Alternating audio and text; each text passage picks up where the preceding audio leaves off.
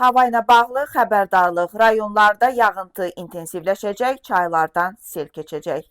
Azərbaycanın əsasən dağlıq və dağətəyi rayonlarında aprelin 11-i axşam 12-sində 13-dən 14-ü gündüzədək bəzi yerlərdə hava şəraitinin fasilələrlə yağıntılı olacağı gözlənilir.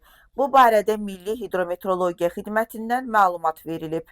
Ayrı-ayrı yerlərdə yağıntının intensivləşəcəyi, şimşək çaxacağı, dolu düşəcəyi, bəzi dağlıq ərazilərdə qar yağacağı ehtimal olunur.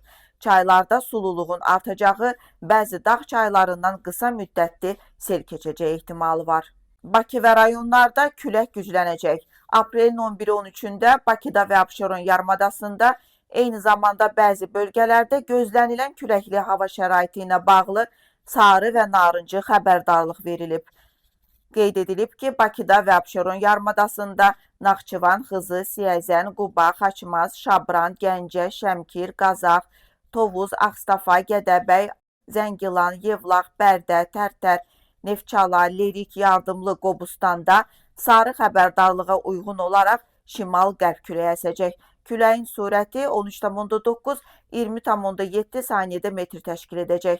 Goranboy, Naftalan, Daşkəsən, Mingəçevir və Qusarda isə narıncı xəbərdarlığa uyğun olaraq şimal-qərb küləyi əsəcək. Küləyin sürəti 20,8-28,4 saniyədə metrədək güclənəcək.